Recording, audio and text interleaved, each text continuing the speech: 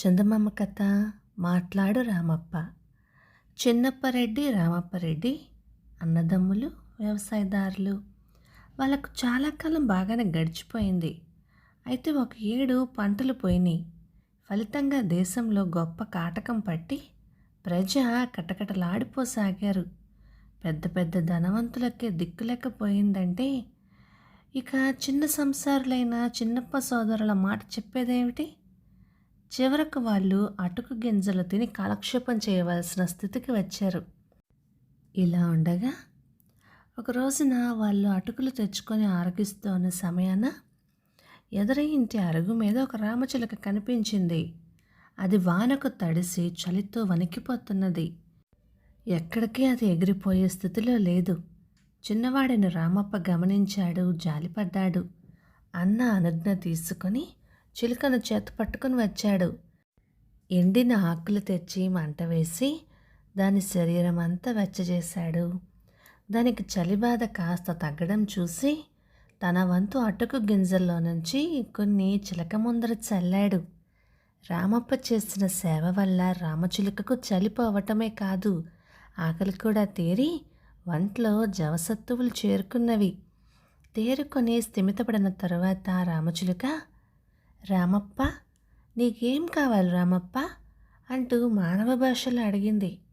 రామప్ప ఆశ్చర్యపోయాడు. ఈ వింత చూసి బయట కూర్చున్న చిన్నప్ప లోపలికొచ్చాడు. వెంటనే రామచిలుక, చిన్నప్ప, చిన్నప్ప, నీకేం కావాలి చిన్నప్ప అని అడిగింది. అందుకు చిన్నప్ప, చిలుక చిలుక, నీది ఏ ఊరు? నీకు మనుషుల భాష ఎవరు నేర్పారు అని ఆత్రంతో ప్రశ్నించాడు. బదులుగా రామచిలుక, నేను మా పెద్ద చిలకల గుంపుతో కలిసి ద్వీపాంతరం పోతున్నాను. వాన చేత రెక్కలు తడిసి ఎగరలేక ఇల్లు చేరుకున్నాను. నా జతగాళ్ళు ముందు పోతున్నారు. నేను పోయి వాళ్ళని వెంబడించాలి. మీకేం కావాలో చెప్పండి అని అనింది. అప్పుడు చిన్నప్ప, అయితే చిలక, మేము భేదస్థితిలో పడిపోయాము. మా పేదరికం పోగొట్టగలవా అని అడిగాడు. అందుకు రామచిలుక, దాందేముంది, నేను ద్వీపాంతరం నుంచి మళ్ళీ 6 నెలల్లో వస్తాను. అప్పుడు నీకొక వెండి ఆకు తెచ్చి పెడతాను. అది భద్రంగా దాచుకుంటివా, నీ ఇంట ఎప్పుడూ ధనం ఓలలాడుతూ ఉంటుంది అని చెప్పింది. సరే అన్నాడు చిన్నప్ప. తర్వాత రామచిలుక, రామప్ప రామప్ప, నీకేం కావాలి రామప్ప అని చిన్నవాణిని అడిగింది. అందుకు రామప్ప, చిలుక చిలుక, నాకెల్లప్పుడూ మనస్సు సుఖంగా ఉండేటట్టుగా చేయగలవా అని అడిగాడు. అందుకు చిలుక, దానికేముంది, నేను ద్వీపాంతరం నుంచి ఒక రంగు ఆకు తెచ్చిస్తాను. దాని పసరు నీ రుమాలు మీద చల్లి తలపైన పెట్టుకుంటివంటే అది అలా ఉన్నంతసేపు నీకు మనస్సు హాయిగా ఉంటుంది. నీ ముఖం చిరునవ్వుతో కలకలలాడుతూ ఉంటుంది అని చెప్పింది. చిలుక ద్వీపాంతరం వెళ్ళిపోయింది. 6 నెలలు గడిచినాయి. మళ్ళీ వచ్చింది రామచిలుక. దాని నోటిలో 2 ఆకులున్నాయి. ఒకటి వెండి ఆకు, రెండవది రంగు ఆకు. చిలుక తెచ్చిన 2 ఆకులలో వెండి ఆకు చిన్నప్పకు, రంగు ఆకు రామప్పకు ఇచ్చి, మరి వెళ్తాను అంది. ఉండు ఉండు రామచిలుక, మా ఇంట భోజనం చేసి మరీ పోదు కానీ అన్నారు అన్నదమ్ములు. అందుకు చిలుక, ఇప్పుడు కాదు, మరొకప్పుడు వస్తానులే, మా జట్టు ముందు పోతుంది, నేను పోవాలి అని తొందరపడింది. అప్పుడు రామప్ప, పోనీ ఇవైనా తీసుకొని తిను అంటూ తన వద్దనున్న అటుకుల గింజలు కొన్ని చిలుకకిచ్చాడు. రామచిలుక ఎగిరిపోయింది. చిన్నప్పరెడ్డి తన ఆకు పట్టుకెళ్ళి ఊళ్ళో కంసాలకి చూపించాడు. అతడు ఆకు పరీక్ష చేసి, ఇది వెండి ఆకు, నీకెట్లా దొరికింది అని అడిగాడు. ద్వీపాంతరం నుండి చిలుక తెచ్చిన వృత్తాంతం అంతా చిన్నప్పరెడ్డి పోసగుచ్చినట్టుగా చెప్పాడు. ఈ వర్తమానం ఆ నోట పాకిపోయి గ్రామాధికారి అయిన హనుమంతరెడ్డి చెవుల పడింది. ఆయన చిన్నప్పను పిలిచి ఆరా తీశాడు. హనుమంతరెడ్డికి ఈ సంగతి అంతా వెల్లడించిన చిన్నప్ప అంతటితో ఊరుకోకుండా, మా తమ్ముడు రామప్ప వట్టి మూర్ఖుడు. చిలుక కోరుకోమన్నప్పుడు ఒక్క రంగు ఆకు మాత్రమే కావాలన్నాడు అని కూడా చెప్పాడు. గ్రామాధికారి రామప్పను పిలిపించి అతని వద్ద ఉన్న రంగు ఆకు చూశాడు. రామప్ప ముఖం మీద చిరునవ్వు కనిపిస్తూ ఉన్నది. సరేననుకున్నారు నలుగురు. అప్పుడు హనుమంతరెడ్డి ధనవంతుడైన చిన్నప్పను చెరపిలిచి లాలించి, నా ఒక్కగానొక్క కూతుర్ని ఇచ్చి నీకు వైభవంగా పెళ్లి చేస్తాను నాయనా. నా తర్వాత నా ఆస్తికంతా నీవే తీసుకోవచ్చు. మూర్ఖుడైన నీ తమ్ముడితో మాత్రం ప్రమేయం పెట్టుకోకు సుమా అని చిన్నప్పకు హితవు చెప్పాడు. చిన్నప్పకు చెప్పలేని సంతోషం పుట్టుకొచ్చింది. గ్రామాధికారికి అల్లుడైనాడు. తాతల నాటి పూరిల్లు తమ్ముడికి ఇచ్చేసి తను మామగారి భవనంలోనే నివాసం ఏర్పరచుకున్నాడు. మామగారు ముసలివాడవుతున్న కొద్దీ పొలాలు చూసుకునే పని అంతా చిన్నప్ప పాల్పడింది. అయితే చిన్నప్ప వ్యవసాయంలో ఆరితేరిన వాడు కనుక పాడి పంట వృద్ధి చేశాడు. ఇల్లు ధనలక్ష్మితోనూ ధాన్యలక్ష్మితోనూ కలకలలాడసాగింది. ఐశ్వర్యంతో పాటు చిన్నప్పరెడ్డికి గ్రామంలో గౌరవము ఎక్కువైంది. అక్కడ రామప్ప సంగతి చూద్దాం. పూర్వీకులు వదిలిన పూరి గుడిసెలోనే వాని ఉనికి. చేతిలో ఎర్రగాని అయినా లేకపోయే. ఇంక వ్యవసాయం చేసేదేమిటి? రోజల్లా కాయ కష్టం చేసి గింజలు సంపాదించుకోవటం, తీరికప్పుడు గడ్డి కోసుకొని వచ్చి కట్టెలు తెచ్చి విక్రయించి జీవనం సాగిస్తూ ఉన్నాడు. అతనికి చింతలేమీ లేవు. సుఖంగానే ఉండేవాడు. చిరునవ్వు ఎప్పుడూ ముఖం మీద కనిపిస్తూ ఉండేది. అయితే రామప్ప ముఖం మీద కనిపించే చిరునవ్వు సామాన్యమైంది కాదు. అది మహిమగలది. రామప్ప ఎక్కడ ఉంటే అక్కడ అతని నోట వెంట మాట వస్తే చాలు అందరికీ మనస్సు హాయిగా ఉండేది. అతను ఉన్న దగ్గర రోగులకు వ్యాధులు నయమైపోయేవి. ప్రజా కష్టాలు మర్చిపోయేవారు. ఈ రహస్యం కనిపెట్టిన లోకులు రామప్పను తమ ఇళ్లకు తీసుకుపోయి, మాట్లాడు రామప్ప, కొంచెం మాట్లాడు రామప్ప అని బ్రతిమిలాడి పలకరించి మేలు పొందుతూ ఉండేవాళ్ళు.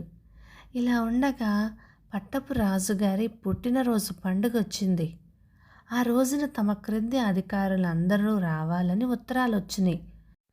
మరి ఇప్పుడు చిన్నప్ప తనే గ్రామాధికారి అయ్యాడు కదా. చిన్నప్పరెడ్డి గొప్పగా అలంకరించుకున్నాడు.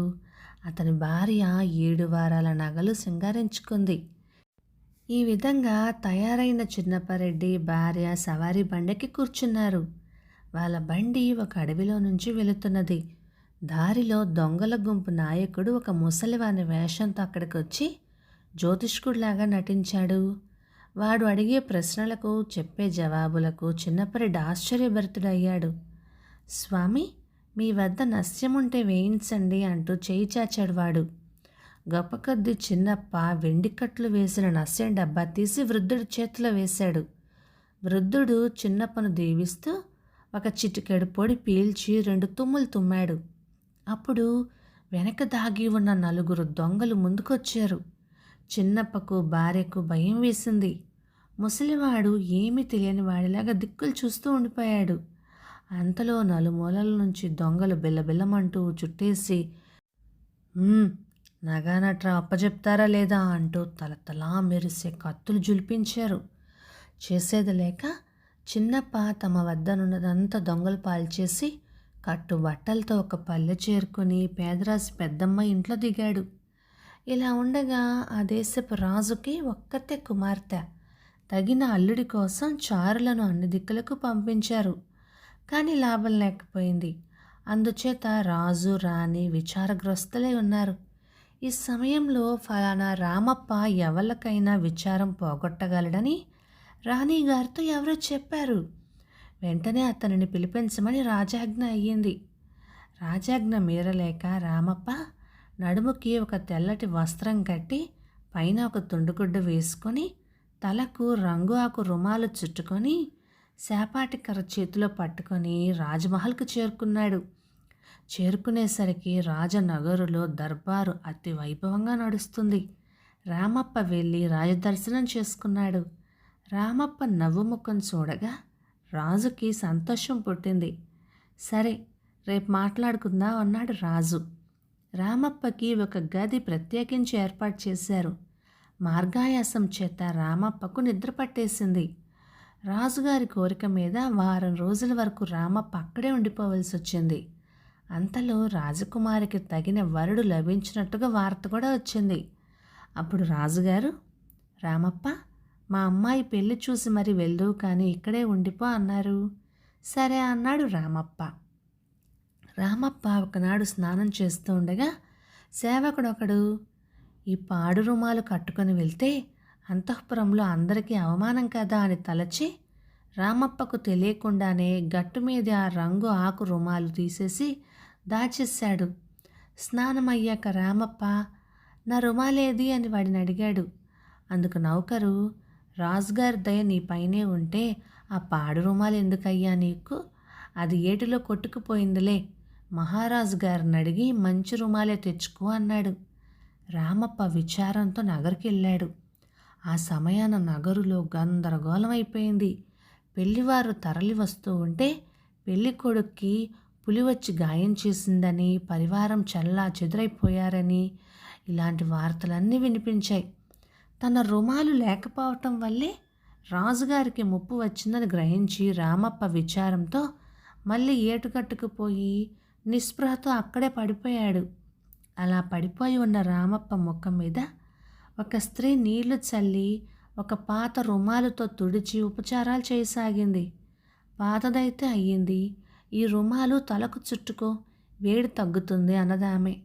రామప్ప కొంచెం తేరుకోగానే ఆమె తన వదిన గారేనని, ఆ పక్కన ఉన్న అతను తన అన్న చిన్నప్పరెడ్డే అని గుర్తించాడు. అయితే సిగ్గుచేత చిన్నప్ప తమ్ముణ్ణి పలకరించలేదు. రామప్ప ఆమెను కుశల ప్రశ్నలు వేయగా దారిలో దొంగల వల్ల తమకు పట్టిన గతి అంతా వలపోసుకుంది. మాటల సందర్భంలో తనకు రేవుగట్టున ఈ రుమాలు దొరికిన సంగతి కూడా చెప్పింది. రుమాలు తలకు చుట్టుకోవటంతోనే రామప్ప ముఖం మళ్ళీ ఇప్పుడు వికసించింది. అది తన రంగు ఆకు రుమాలేనని రామప్ప తెలుసుకున్నాడు. అతని అన్నా వదిన సకలము పోగొట్టుకున్నారు. ఆకలి దప్పులతో కనులు మూతపడుతున్నవి.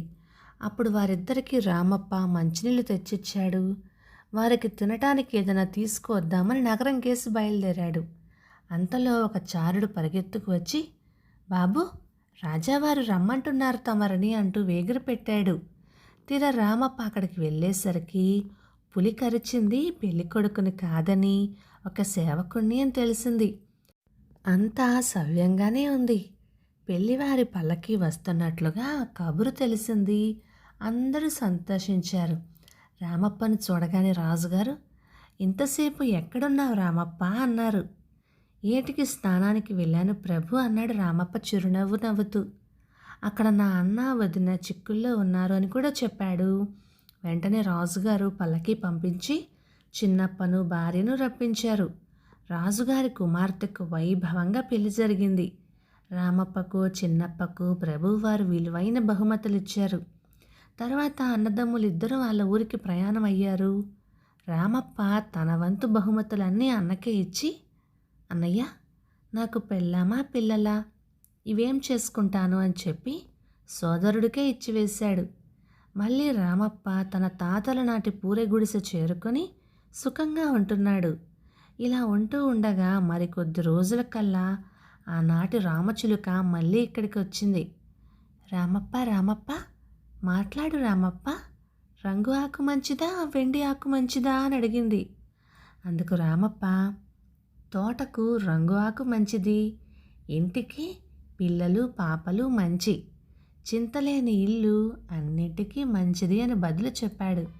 చిలుక సంతోషంతో అతనిని దీవించి తన దారిని అది వెళ్ళిపోయింది. ఆ తర్వాత చిన్నప్పకు జ్ఞానం వచ్చింది. తన అత్యాశ తనకే పాఠం చెప్పిందని గ్రహించాడు. తమ్ముణ్ణి తిన్నగా చూడక నిరసించినందుకు ఎంతో నొచ్చుకున్నాడు. చిలక చెప్పిన మాటలలో అంతరార్థం గ్రహించి వెంటనే తమ్ముణ్ణి చేరదీసుకుని ఆదరించాడు. అంతటి నుంచి అన్నాదమ్ములలో భేదభావాలు, ఎక్కువ తక్కువలు కనిపించనే లేదు లోకానికి. కథ సమాప్తం. ఇక ఈ కథ 1953 డిసెంబర్ నెల చందమామలో వచ్చింది. రచయిత హెచ్ఎం సత్యనారాయణ శెట్టి గారు. ఇక ఈ కథ మీకు నచ్చినట్లయితే లైక్ చేయండి, షేర్ చేయండి. ఇలాంటి మంచి తెలుగు కథల కోసం మన ఛానల్ని సబ్స్క్రైబ్ చేయండి. కొంచెం ఆరోగ్యం బాగోలేక వాయిస్లో కొంచెం ఇబ్బంది ఉంది.